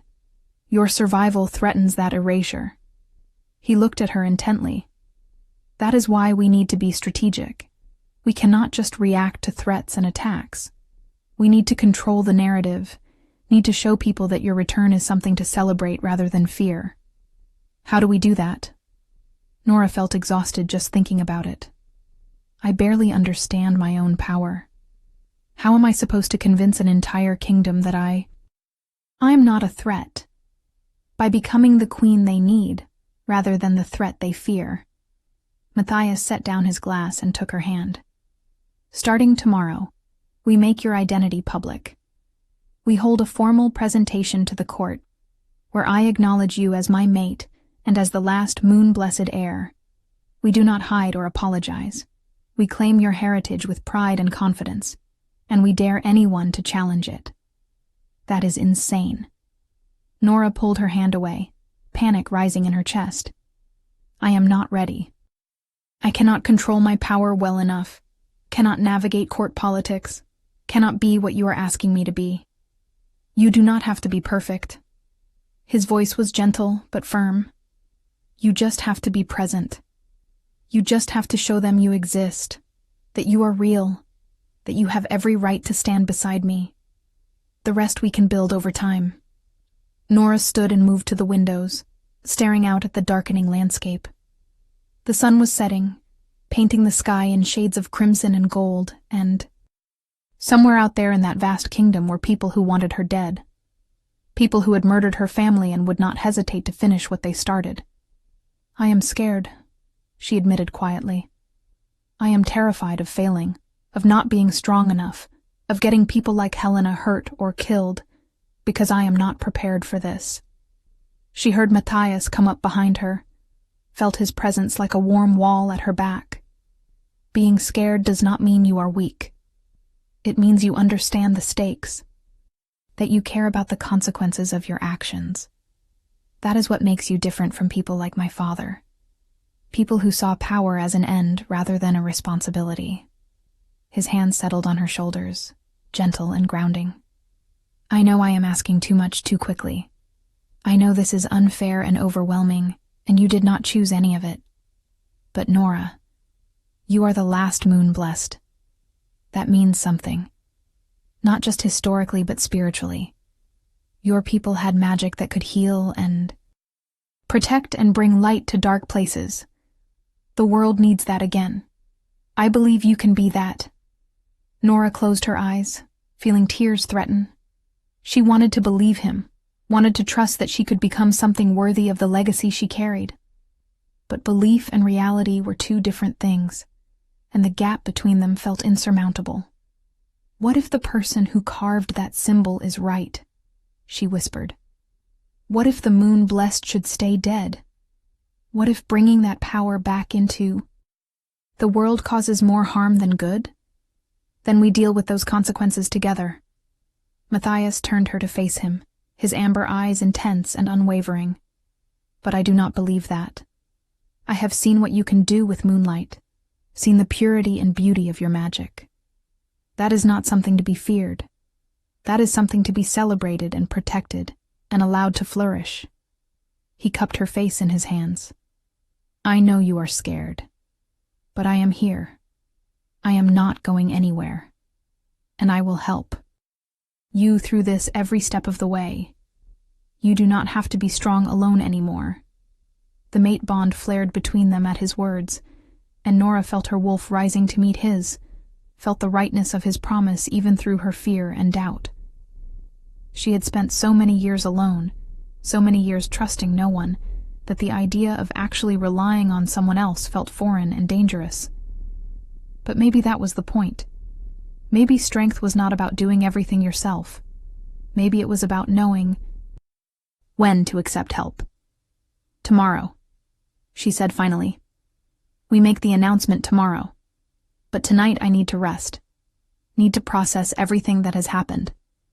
Can we just exist for a few hours without politics or threats or destiny? Matthias smiled, and it was softer than she had ever seen from him. We can do that. He guided her to a comfortable chair and built up the fire while Nora curled into the cushions and tried to quiet her racing mind. They did not talk much after that, just sat, together in companionable silence, while the sky darkened and stars began to appear. At some point, servants brought food which they picked at without much appetite. At another point, a guard knocked to report that Helena was stable and healing, that she had even regained consciousness briefly, to insist she would return to duty as soon as possible. And through it all, Nora felt the mate bond humming between her and Matthias, a connection that grew stronger with each passing hour. It should have felt invasive, this link to someone she barely knew. Instead, it felt like coming home, like finding a piece of herself she had not known was missing. Dangerous thoughts. Those. Thoughts that could get her heart broken or worse if she was not careful. When she finally fell asleep in the chair, too exhausted to make it to a proper bed, Matthias covered her with a soft blanket and took up guard himself by the door.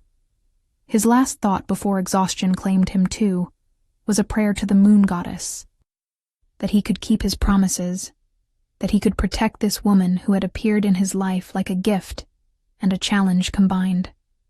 The morning came too quickly, and with it the reality of what they had committed to. Matthias woke before dawn and sent word throughout the palace that there would be a formal court gathering at midday. Mandatory attendance for all nobility currently in residence, all council members, all family heads with ancient blood. The announcement would be made public and official, leaving no room for doubt or speculation. Nora spent the morning being prepared by a small army of servants who treated her with a deference that felt surreal. They dressed her in a gown of deep midnight blue silk that seemed to shimmer with captured starlight. They arranged her hair in an elaborate style that was both elegant and practical, woven through with silver threads that caught the light. And they hung the moon-blessed necklace prominently at her throat, the crescent moon, pendant resting just above her heart. When Nora looked at herself in the mirror, she barely recognized the woman staring back. This was not the kitchen Omega who had scrubbed floors and kept her head down. This was someone who looked like she belonged in a palace, like she could stand beside a king and not seem out of place. Beautiful. Matthias appeared in the doorway, and the appreciation in his eyes was genuine and warm. He wore formal black with silver embroidery, the colors of the eye, Blackthorn family, and he looked every inch the powerful Alpha King. "Are you ready?" "No." Nora turned away from the mirror. "But I am doing it anyway." He crossed to her and offered his arm. That is all anyone can ask.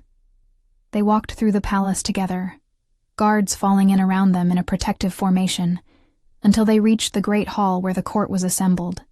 The massive room was packed with nobility, council members, pack representatives, and curious onlookers who had heard rumors and wanted to see the truth for themselves. The conversations died instantly when Matthias and Nora appeared at the entrance. If this story touched your heart, share it with someone who loves epic romance. Tell me in the comments, did you see this ending coming? Matthias led Nora to the raised platform at the front of the room where two thrones sat side by side. The smaller one had been empty for years, waiting for a queen who had never materialized.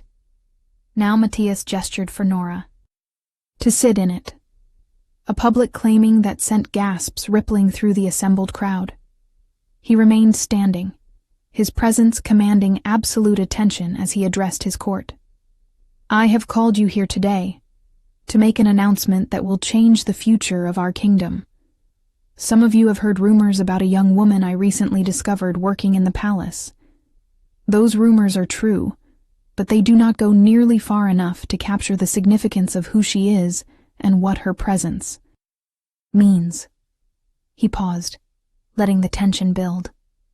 20 years ago, the moon-blessed bloodline was believed to have been completely destroyed in a massacre orchestrated by my father. Every man, woman, and child murdered in a single night of violence. It was one of the darkest moments in our kingdom's history, a crime that has haunted us ever since. But we were wrong about one thing. One moon-blessed survived. He turned to Nora, his amber eyes fierce with pride and protection. "This is Nora Moon. Blessed, daughter of Queen Ariana Moon. Blessed, rightful heir to the moon-blessed territories and the last living member of that bloodline. She is also my fated mate, recognized by both our wolves and blessed by the moon goddess herself." The hall erupted. Some people cheered, clearly moved by the romantic drama of the revelation. Others shouted questions or objections, their voices overlapping into chaos, and a few remained perfectly silent, their expressions unreadable, and those were the ones that worried Nora most. Matthias raised his hand, An alpha command rolled through the room like thunder, forcing everyone to silence. I know this is unexpected. I know many of you had invested in different expectations for my future, but the mate bond is sacred law, and I will not dishonor it or pretend it does not exist for political convenience. Lady Cassandra and I have mutually agreed to end our engagement. The alliance with the Nightshade Pack will continue in other forms, but my future lies with my mate. He looked directly at several of the ancient blood family representatives. I also know that the return of a moon-blessed heir will make some of you uncomfortable. The power that bloodline represents, the questions it raises about the past, the changes it might bring to the present. But I'm making this clear now. Nora Moon-Blessed is under my personal protection. Any threat against her is a threat against me. Any attempt to harm her will be considered an act of war. Against the Blackthorn throne. His voice dropped, taking on a dangerous edge. And I hope everyone remembers what happens to those who wage war against me. The message was received. Nora could see it in the way people shifted nervously, in the calculation that flickered across faces as they reassessed their options. She was no longer just a kitchen Omega. She was the Alpha King's mate, and the last moon-blessed heir. She had become untouchable, at least officially. But official protection and actual safety were not the same thing, as the attack on Helena had proven. Lady Nora will begin training to take her place as queen, Matthias continued. She will learn our customs and laws, will work with my council, and will eventually claim her ancestral seat on the High Court. This transition will take time, and I expect everyone to show patience and respect during the process. He looked directly at Nora then, and the warmth in his expression was just for her. I also expect everyone to recognize that she is already more than qualified to stand beside me. The grace and strength she has shown in the face of overwhelming circumstances speaks to the quality of her character and the depth of her power. We are fortunate to have her return to us. The words were pretty, political, designed to win support and neutralize opposition. But Nora heard the genuine emotion beneath them, felt through the mate bond how much Matthias meant what he said. He truly believed in her, truly wanted her to succeed. It was terrifying and exhilarating in equal measure. Now, Matthias gestured to the assembled crowd. Who wishes to be the first to formally welcome the return of the Moon-Blessed and acknowledge Lady Nora as my mate and your future queen? For a long moment, no one moved. The silence stretched uncomfortably as people looked at each other, waiting to see who would make the first move. Then Lady Lyanna Moonstone stepped forward, her silver and black robes swirling around her as she approached the platform. She knelt before Nora with fluid grace, her head bowed in a gesture of profound respect. On behalf of the Moonstone family and in memory of the alliance that once existed between our bloodlines, I welcome your return, Lady Nora. The loss of the Moon-Blessed has been a wound in the fabric of our world for 20 years. Your survival brings hope that such wounds can heal. She looked up, her moonstone eyes sincere.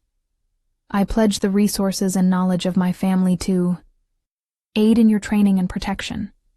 Whatever you need only ask. The public pledge was powerful, and it broke the logjam. Others began to come forward, representatives from various packs and families, offering their own words of welcome and support. Not everyone was sincere, Nora could tell from the false smiles and calculated pleasantries, but enough seemed genuine that she started to believe maybe this could work. Maybe she could find a place here. Then she saw him, a man standing at the back of the hall, not approaching, not offering welcome, just watching with cold, assessing eyes that made the hair on the back of her neck stand up. He was older, perhaps 50, with iron-gray hair and the bearing of someone used to authority. He wore the colors of the Ironwood family, another ancient bloodline, and when his gaze met hers, Nora felt a chill run through her entire body. Trust no one with ancient blood, her mother's voice whispered. She could not look away from him. Could not shake the feeling that she was staring at her enemy, even though she had no proof, no evidence beyond instinct and a dying woman's warning. Then he smiled. It was a thin, cold expression that never reached his eyes, and it felt like a knife sliding between her ribs. He inclined his head in a mockery of a bow, then turned and left the hall before the ceremony was complete. Who was that? Nora grabbed Matthias's arm as soon as there was a break in the stream of well-wishers. The man who just left. Gray hair, ironwood colors.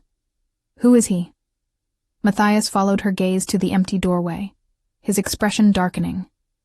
That is Lord Victor Ironwood, head of his family, one of my most trusted military advisors. Why? He was watching me. Nora could not explain the depth of her unease, the way every instinct screamed danger when she looked at that man. And when I noticed him, he smiled. But it was not a welcoming smile. It was something else. Victor has always been difficult, Matthias said carefully. He supported my father's policies, believed in ruling through strength rather than diplomacy. But he has been loyal to me since I took the throne. I trust him with military strategy and border security. You should not. The words came out with absolute certainty. I do not know why. I cannot prove anything. But that man is dangerous. He looked at me like he was measuring me for a grave. Matthias studied her face, clearly torn between dismissing her fear as paranoia and trusting her instincts. I will have him watched, he said finally. Discreetly. If he is involved in something, we will discover it. But Nora, you cannot accuse someone of Lord Victor's standing without evidence. It would tear the court apart. I am not asking you to accuse him. I am asking you to be careful. Nora forced herself to look away from the doorway, to focus on the people still waiting to meet her. Please, just be careful. The rest of the presentation ceremony passed in a blur. Nora smiled, and nodded, and said the appropriate things, while her mind raced with possibilities and fears. That man, Lord Victor Ironwood, had looked at her like a problem to be solved, like an obstacle to be removed. And she could not shake the feeling that he was connected to the symbol carved into her wall, to Helena's attack, to the massacre that had destroyed her family 20 years ago. When it was finally over, when the last noble had offered their congratulations or thinly veiled threats, disguised as concern, Matthias escorted her back to his chambers. Nora collapsed into a chair, exhausted by the performance and the constant vigilance required to survive court politics. You did well, Matthias said, pouring her wine. Better than well. Several of the council members were impressed by your composure. Composure. Nora laughed without humor. I was terrified the entire time. That is what composure is. Being terrified and functioning anyway. He sat across from her. Now tell me more about Lord Victor. What specifically made you uneasy? Nora tried to organize her scattered thoughts. It was the way he looked at me, like he recognized me, but not from today. Like he had been expecting me. And when I caught him watching, he did not look away, or try to hide it. He just smiled, like he wanted me to know he was a threat. She met Matthias's eyes. My mother said the traitor has ancient blood. Victor Ironwood has ancient blood. He was old enough to have been involved in the massacre. And he left the presentation before officially acknowledging me, which is a political insult whether he meant it that way or not. All of which is circumstantial. But Matthias looked troubled. Victor has been my military advisor for 6 years. If he is involved in something, he has hidden it remarkably well. Or you have not been looking in the right places. Nora leaned forward. The massacre happened during your father's reign, but you said someone had to have inside. Knowledge of moon-blessed defenses. What if that someone was your father's military advisor? What if Victor Ironwood helped plan the attack and has been living comfortably off the rewards ever since? Matthias went very still. If that is true, if Victor was involved, then he has access to my security details, my battle plans, my strategic thinking. He would know every vulnerability, every weakness. He would be able to orchestrate attacks without leaving obvious trails. Exactly. Nora felt vindication warring with horror. He could have been the one who attacked Helena. He could have carved that symbol to frame the moonstones because they are your other trusted magical advisors.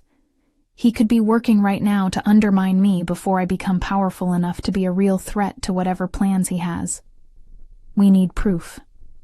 Matthias stood and began pacing. We need evidence that will hold up under scrutiny, that cannot be dismissed as paranoia or political maneuvering.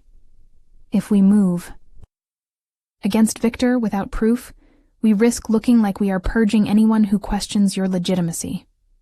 Then we find proof. Nora stood as well. We investigate quietly, carefully. We look into Victor's history, his finances, his movements during the massacre. Someone that powerful, that connected, will have left traces somewhere. We just need to know where to look. They spent the next several hours planning their investigation, identifying people who might have information, resources they could tap without alerting their target. It was exhausting and frightening, and Nora had never felt more alive. This was what it meant to fight back. This was what it meant to honor her mother's memory and her family's legacy. Not by hiding or surviving, but by actively working to bring justice for those who had been murdered. When night fell fully and they were both too tired to continue, Matthias insisted Nora take his bed while he made himself comfortable on the sofa. She protested, but he was immovable on the subject. You need real rest, he said firmly.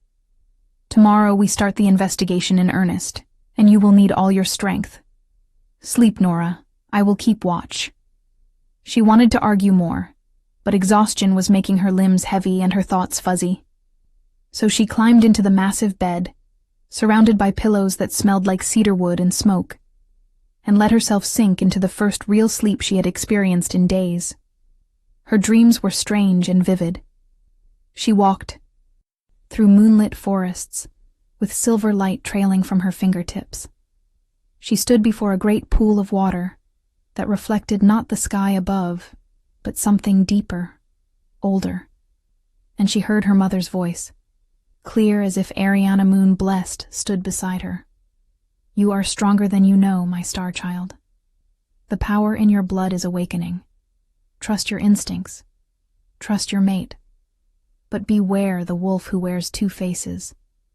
Victor Ironwood is not what he seems, but he is not working alone. Find the second face, and you will find the truth. Nora woke gasping, the dream so vivid it felt like prophecy. Moonlight streamed through the windows, and she realized it was past midnight, that she had slept for hours. Matthias was still on the sofa, but he was not sleeping. He stood by the window looking out over the kingdom, his expression distant and troubled. You are supposed to be resting, Nora said softly. He turned, surprise flickering across his face. I could say the same to you. It is the middle of the night. I had a dream. Nora climbed out of bed and moved to stand beside him. My mother was in it. She said Victor is not working alone, that there is a second face we need to find. Matthias looked at her intently. Do you think it was just a dream or something more? I do not know. Nora touched the necklace at her throat. But it felt real. Moonblessed are supposed to have prophetic abilities, right? The ability to see possible futures? They did. Matthias turned fully toward her. Your mother was particularly gifted in that area. Some said she could see weeks or months ahead, that she knew the massacre was coming, but could not prevent it, because the future she saw was too tangled, too many variables.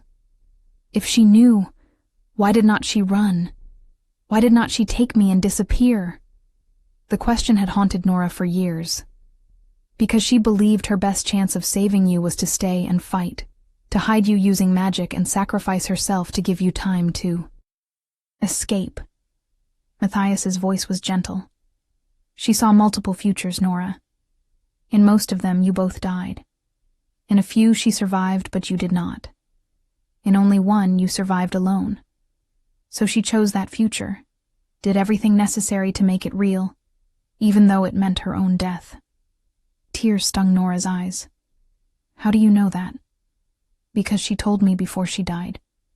She said she had seen this moment, seen me standing before her while she bled out, and she made me swear to protect you when you appeared because that was the only future where you got to live. She knew you would come back eventually, knew you would seek answers about what happened. She just did not know when. Matthias reached out and wiped a tear from Nora's cheek. Your mother loved you more than anything. She gave her life so you could have yours. Do not waste her sacrifice by doubting your worth or your right to be here. The words broke something open in Nora's chest, some dam she had been holding against the grief and loss. She stepped forward and Matthias caught her, wrapped his arms around her while she cried for her mother, for her lost family, for the 20 years of hiding and fear and loneliness. He held her through it all, steady and strong, the mate bond between them glowing silver in the moonlight. When the tears finally subsided, Nora pulled back enough to look up at him. Thank you for telling me that, for helping me understand. Always. His hand came up to cup her face. I will always tell, Nora, even when it hurts, even when it is difficult. You deserve nothing less. They stood like that for a long moment, the moonlight painting them both in silver, the mate bond humming with intensity that made breathing difficult. Then Matthias leaned down and kissed her. It was gentle at first, tentative, as if he was giving her time to pull away. But Nora did not pull away. She wrapped her arms around his neck and kissed him back with all the emotion churning inside her, all the fear and hope and desperate need for connection. The kiss deepened, became something hungry and urgent. The mate bond flared between them like wildfire, demanding completion, demanding acknowledgement. Nora felt her wolf surge forward, felt it crying, yes, finally home, and she knew Matthias's wolf was responding the same way. Nora. He breathed her name against her lips.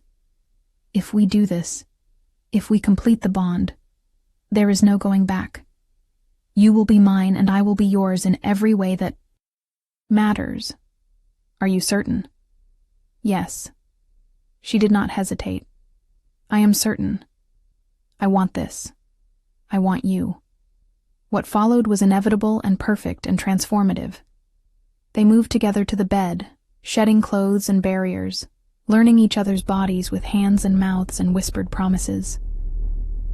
When Matthias finally claimed her, when the mate bond snapped into place with the force of destiny fulfilled, Nora felt her power explode outward in a cascade of silver light that filled the room like a star-going supernova. The windows rattled. The air hummed with magic. And somewhere in the palace, Nora knew, sensitive wolves felt the pulse of moon-blessed power awakening fully for the first time in 20 years. She did not care who knew. She did not care about politics or danger or the investigation they still had to complete. In this moment, wrapped in Matthias's arms with their bond glowing between them like a living thing, Nora finally understood what it meant to belong. She was Moon. Blessed. She was mated to the Alpha King. She was home. And she was ready to fight for the future her mother had died to give her. The next morning brought consequences and revelations in equal measure. News of the completed mate bond spread through the palace like wildfire, and the reactions were predictably mixed. Some celebrated the romantic union of the Alpha King and his fated mate. Others worried about the political implications, the shift in power dynamics, the uncertainty that change always brings. But all recognized that something fundamental had shifted, that Nora was no longer an unknown quantity, but a force to be reckoned with. Lady Lyanna Moonstone arrived at breakfast with ancient texts and a knowing smile. The entire palace felt your bonding ceremony last night, she said without preamble. That level of power release has not happened in living memory. Your magic is fully awakened now. We need to begin advanced training immediately. She spread the texts across the table. These are moon-blessed journals, records of power usage and magical theory that my family preserved after the massacre. If we are going to help you master your abilities, you need to understand what you are capable of. Nora studied the elegant script, feeling something resonate deep in her chest.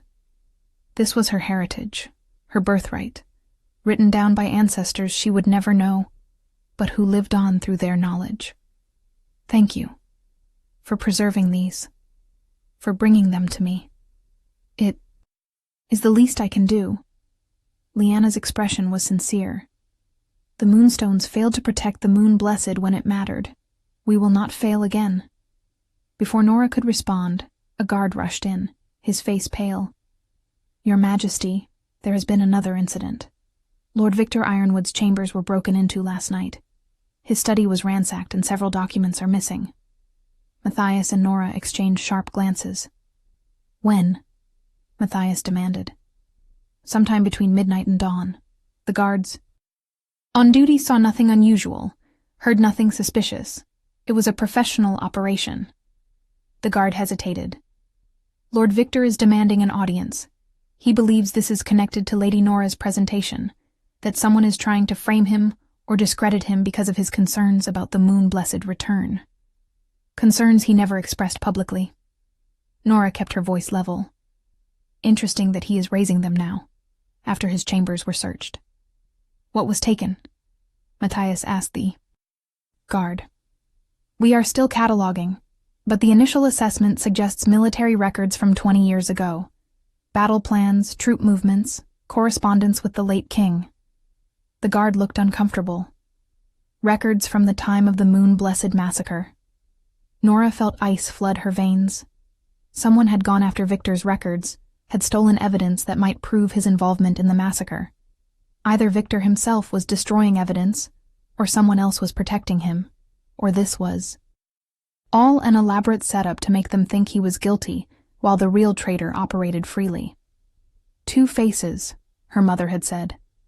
Victor Ironwood is not what he seems, but he is not working alone. Tell Lord Victor I will meet with him this afternoon, Matthias said, in the throne room, with witnesses present. This conversation needs to be official and documented. When the guard left, Matthias turned to Leanna. I need you to investigate Victor Ironwood. Discreetly. Look into his background, his finances, his connections. If he was involved in the massacre, there will be traces somewhere. Already working on it. Leanna's smile was sharp. I had my suspicions about Victor before Lady Nora arrived. His reaction to her presentation confirmed them. Give me 3 days, and I will have everything you need. She gathered her texts and stood. In the meantime, Nora and I should begin training. The more powerful she becomes, the safer she will be, and the more terrified her enemies will be. Over the next few days, Nora threw herself into training with an intensity that surprised everyone. Under Leanna's guidance, she learned to call moonlight even in full day, to weave it into shields and weapons and healing light. She practiced until her body ached and her magic reserves were depleted, then pushed herself to go further. She was done being afraid, done being a target. If enemies wanted to come for her, she would meet them with the full power of her bloodline behind her. She also worked with Matthias to investigate Victor Ironwood, carefully, methodically, building a case from fragments and whispers and old records that did not quite add up. They discovered financial transfers that coincided with the massacre, correspondence with known enemies of the Moon-Blessed, gaps in Victor's official timeline that he had never explained. But they still lacked the smoking gun, the undeniable proof that would justify moving against someone of his position and power. Then, on the third day, Leanna arrived at their chambers with a scroll case that practically vibrated with importance. I found it. Her eyes gleamed with triumph. The proof you needed. Victor kept records, detailed records, of his involvement in the massacre. Dates, names, payment amounts, everything. He documented his own crimes because he never believed anyone would dare investigate him. She spread the documents across the table. He was your father's accomplice in planning the attack. He provided the intelligence about Moon-blessed defenses, coordinated the timing, even personally led some of the kill teams. And he was paid handsomely for it, both in gold and in territory that used to belong to the Moon-blessed. Nora stared at the documents with a mixture of vindication and horror. Here it was. Proof that Victor Ironwood had helped murder her family, had profited from their deaths, had lived comfortably for 20 years while she hid and grieved. Why would he keep records? Matthias asked, echoing Nora's thoughts. Why not destroy them? Insurance. Liana pointed to several key passages. Look at the names here. Victor was not working alone. He had partners, co-conspirators from other ancient families who helped plan and execute the massacre. He kept these records to protect himself, to ensure that if he ever went down, he would take others with him. It is a mutually assured destruction pact. Who else? Nora leaned forward, heart pounding. Who else was involved? Liana's finger traced down the list. Members of the Ravenwood family, the Silverfang pack, even a few Nightshades, though not Cassandra herself, she would have been too young. She paused at the bottom of the page. And someone from the Moonstone family. My family. The pain in Liana's voice was evident. My uncle, who died 5 years ago. He was part of this. He betrayed our alliance with the Moon-blessed and helped orchestrate their destruction. 2 faces, Nora's mother had said. The truth lies in shadows, and the traitor wears 2 faces. It was not just Victor. Nora straightened, understanding flooding through her. It was a conspiracy across multiple families. That is why it succeeded, why the Moon-blessed were caught so unprepared. Their allies betrayed them from within. And Victor is just the visible face. Matthias studied the documents with a general's tactical eye. He is powerful and dangerous, but he is also exposed, known. The others have stayed hidden, letting him take the risk of being public. If we move against Victor without securing the others first, they will scatter, and we will never get them all. So what do? Nora asked. We set a trap. Matthias's smile was cold and predatory.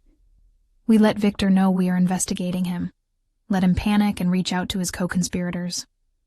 We watch those communications, identify everyone involved, and then we move against all of them simultaneously. No one escapes. No one gets to hide behind plausible deniability. Or political connections. That could take weeks. Liana looked troubled. And it is dangerous. If any of them realize what you are doing, they could strike first. They could go after Nora directly. Then we make sure Nora is untouchable. Matthias turned to Nora with fierce determination. We complete your training. Make you powerful enough that anyone who comes for you dies trying. We use you as bait, but bait with teeth sharp enough to defend itself. Nora considered the plan. Considered the risks and potential rewards. Part of her wanted to refuse, wanted to insist on staying safe while others handled the danger. But that was not who she was anymore. That was not who she wanted to be. I will do it. She met Matthias's eyes steadily. I will be the bait. I will draw them out and help you catch them all. But we do it my way, with my magic, following Moon-blessed methods. If we are going to honor my family's memory, we are going to do it right. Over the following 2 weeks, they executed their plan with precision. Matthias made sure word spread through the court that he was investigating Lord Victor Ironwood for possible involvement in the Moon-blessed massacre. Victor, as predicted, panicked and began reaching out to his co-conspirators, trying to coordinate a response. They watched and documented every communication, every meeting, every attempt to destroy evidence or manufacture alibis. Meanwhile, Nora trained harder than ever.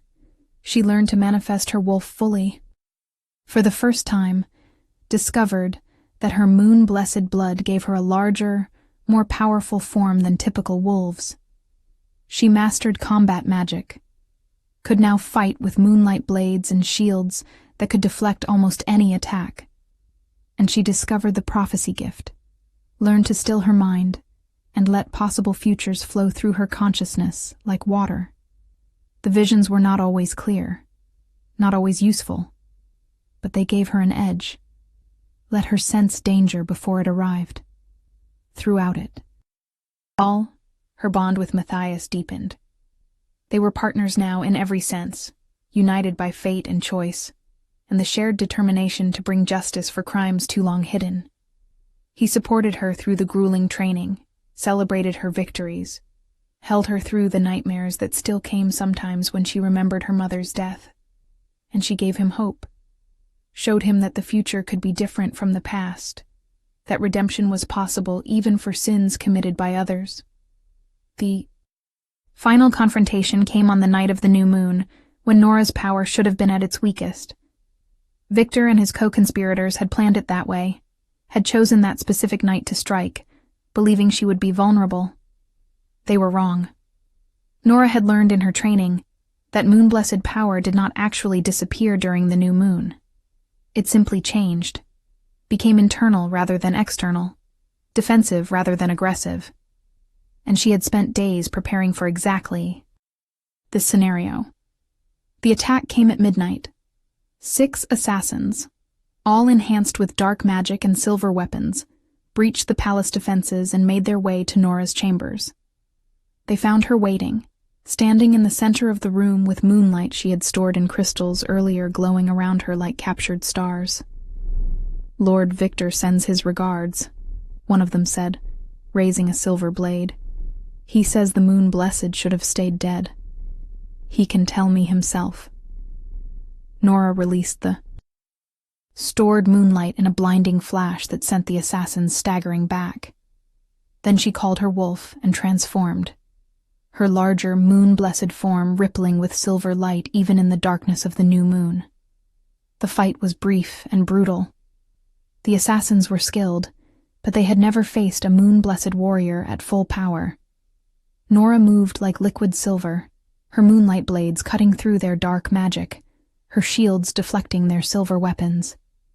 Within minutes, all 6 were subdued, bound in chains of solidified moonlight that would hold them until the guards arrived. When Matthias burst into the room with his security detail, he found Nora standing human again, breathing hard but uninjured, surrounded by defeated attackers. "It worked," she said simply. "They came, and I was ready." The interrogation of the assassins led directly to Victor Ironwood and his co-conspirators. Faced with undeniable evidence and testimony from multiple sources, they could not deny their involvement in the massacre. The trials were swift and public, the judgments harsh but fair. Victor Ironwood was stripped of his titles and territories, exiled to the farthest reaches of the kingdom where he could never again wield power or influence. The others received similar punishments, their families disgraced, their legacies destroyed. It was not enough to bring back the moon blessed who had died, could never be enough to heal that wound completely. But it was justice. It was truth, brought to light after 20 years of darkness. And it was closure, the ability to finally let the past rest while building a new future. 3 months after the trials concluded, on the night of the full moon, Nora Moon Blessed was officially crowned Queen of the United Pax. She stood before her people, wearing the ceremonial robes of the Moon Blessed, the ancient necklace glowing at her throat, with Matthias beside her as her king and mate and partner. The ceremony was beautiful and solemn, witnessed by representatives from all 5 kingdoms, and blessed by every pack elder who could travel to attend. When Lyanna Moonstone placed the silver crown on Nora's head, when the assembled wolves howled their acceptance of their new queen, Nora felt her mother's presence like a warm hand on her shoulder. "Well done, my star child. You have honored your heritage and built something new from the ashes of what was lost. I am proud of you. Always." The voice faded, but the feeling of peace and pride remained. Nora looked out over her kingdom, over the people who had accepted her despite her rough beginning, and she knew that this was what her mother had seen in her visions. This was the future worth dying for. This was why Ariana Moonblessed had sacrificed everything. Not so Nora could simply survive, but so she could thrive. So she could reclaim what was stolen and build something better from the ruins. The Moonblessed had returned, and under Nora's leadership, they would create a legacy of healing and justice that would endure for generations to come. As the ceremony concluded and celebrations began, Matthias pulled Nora close and kissed her forehead. "How does it feel, Your Majesty? To finally be home?" Nora smiled up at him, her eyes bright with tears of joy rather than grief. "Like I am exactly where I am supposed to be. Like everything, even the pain and fear and years of hiding, led me here to this moment, to you, to us, to this future we are going to build. Together. Together," Matthias agreed. And as moonlight bathed them both in silver, as their bond glowed bright enough for everyone to see, they began the next chapter of their story. Not with fear or doubt, but with hope and love, and the unshakable certainty that they could face whatever came next. Together, they were unstoppable. Together, they would honor the past while creating a future worth believing in. The Moonblessed had risen again, and this time, they would never fall.